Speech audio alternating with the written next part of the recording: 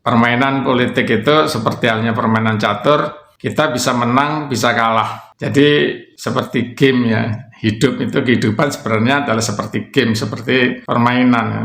Jadi kita menikmati, kalau kita bisa menikmati menang ataupun kalah itu suatu hal yang biasa, maka Anda memang punya bakat untuk terjun di dalam dunia politik. Tapi kalau Anda tidak punya passion seperti itu, maka itu tidak baik untuk Anda lakukan. Assalamualaikum warahmatullahi wabarakatuh.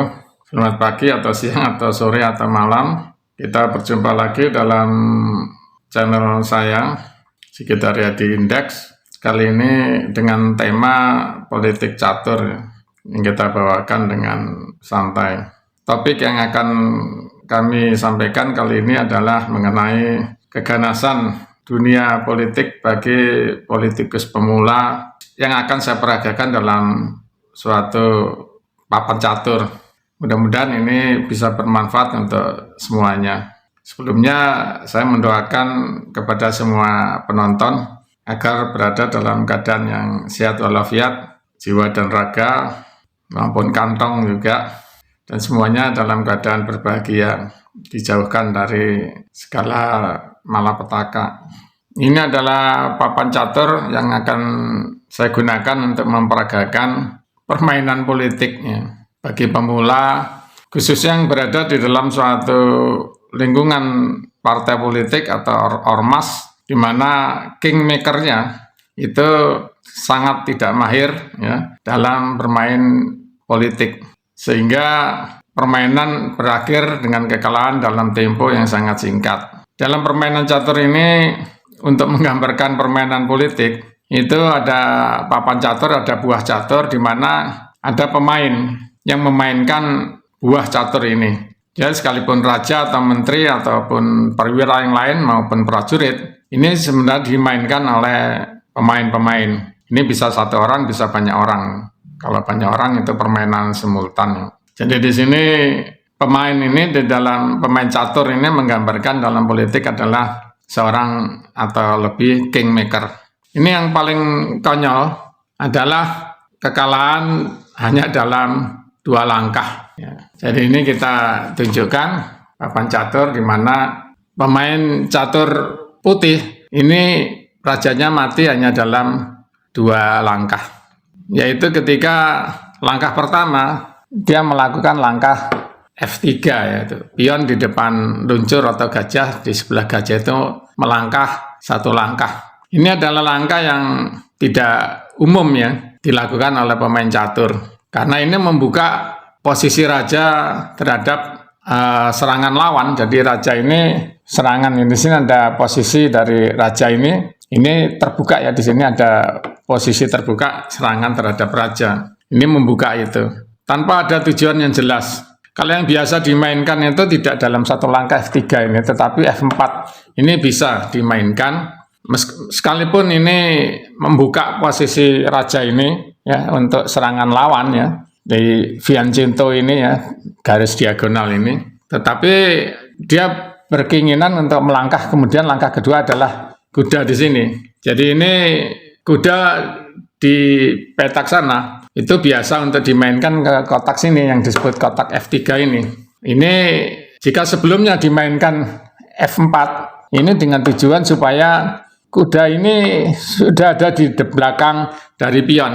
Jadi kalau tanpa dimajukan pion yang F ini, pion ini tidak dimajukan, dia langsung ke sini, maka ini menghambat kemajuan dari pion F. Jadi itu yang biasa dilakukan. Jadi dengan melakukan langkah ini sebenarnya ini adalah sudah menunjukkan bahwa ini adalah suatu hal yang tidak baik. Ya.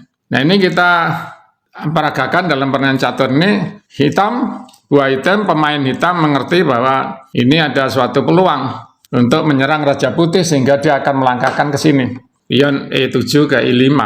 Ini membuka posisi ini. Jadi tentu saja dia mengincar ke posisi ini. Dia akan melangkah ke sini, skak gitu ya. Nah ini ya apa namanya, suatu tujuan dari membuka pion ini dalam posisi lawan memainkan posisi F3. Tapi tentu saja ini hitam tidak akan melangkah ke sini kalau ya putih ini bisa menutup dengan pion di sini. Tidak akan mati rajanya. Tetapi ini adalah suatu hal yang konyol bila kemudian pion yang ada di sini yang harusnya itu bisa untuk menutup melangkah satu langkah bila menteri dari hitam ini melakukan sekat di sini. Tetapi hitam putih ini adalah melakukan suatu langkah yang sangat konyol bila dia maju 2 langkah seperti ini, G2, G4.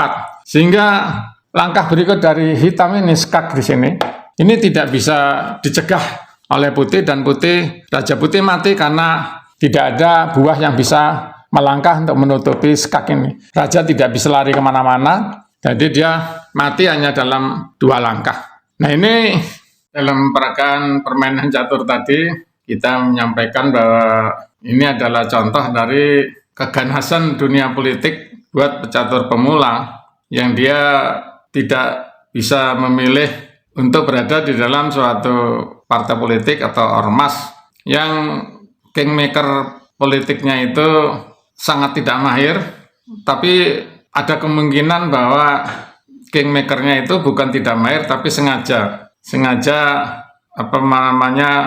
menghancurkan karir politik dari pemula yang ikut di dalam kelompoknya. Tapi itu jarang ya, dan kita tidak bisa menilai dalam hati seseorang apakah kingmaker itu sengaja atau tidak. Dari contoh permainan tadi memperlihatkan bahwa sebenarnya permainan itu sangat buruk sekali dilakukan oleh kingmaker politik, sehingga dalam permainan langsung hancur hanya dalam 2 langkah. Jadi langkah-langkah yang dilakukan itu tidak mempertimbangkan kepada keamanan dari rajanya, dari catur tadi, dan tidak memperhatikan kepada komposisi dari buah catur yang dipegangnya. Jadi asal main saja.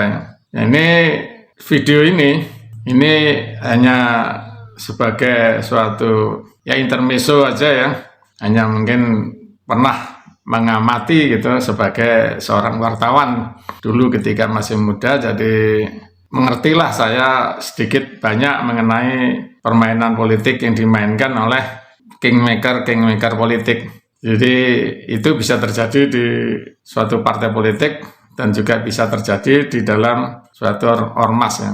Ini saya tidak bermaksud untuk menakut-nakuti Anda sekalian yang berminat untuk baru mulai terjun ke dalam dunia politik. Tapi ini hanya menggambarkan betapa bahwa banyak orang yang masuk dunia politik kemudian hanya dalam waktu yang tidak lama keluar lagi dengan membawa kesimpulan bahwa dunia politik itu kejam.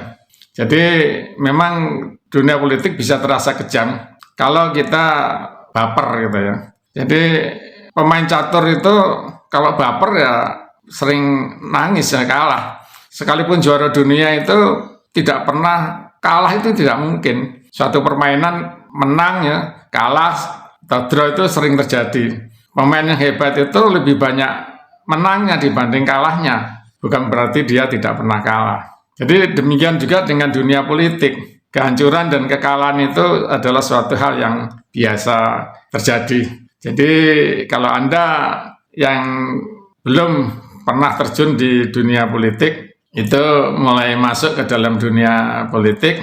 Nah, saya sebagai orang tua ya, sudah berusia 64 tahun, itu hanya bisa memberikan saran bahwa permainan politik itu seperti halnya permainan catur, kita bisa menang, bisa kalah. Jadi seperti game ya, kehidupan sebenarnya adalah seperti game, seperti permainan ya. Jadi kita menikmati, kalau kita bisa menikmati menang ataupun kalah itu suatu hal yang biasa, maka Anda memang punya bakat untuk terjun di dalam dunia politik. Tapi kalau Anda tidak punya passion seperti itu, maka itu tidak baik untuk Anda lakukan. Ya seperti main catur ini, saya dari kecil sampai sekarang masih main catur. Memang bedanya dulu main itu dengan orang lain, sekarang sudah ada komputer catur, ada internet, jadi bisa bermain dengan orang lain atau main sendiri hanya dengan komputer. Jadi dan itu pun hanya saya lakukan jarang kalau sekarang ya. Dulu tiap hari sehari bisa 6 jam, 8 jam. Kenapa saya senang karena saya terbiasa dengan kemenangan dan kekalahan. Itu bukan satu hal yang ajaib ya. Bahwa kita bisa kalah itu suatu hal yang biasa. Nah, itulah yang ingin saya sampaikan pada video kali ini. Baik, terima kasih atas perhatiannya. Mohon maaf atas segala kekurangan. Wassalamualaikum warahmatullahi wabarakatuh.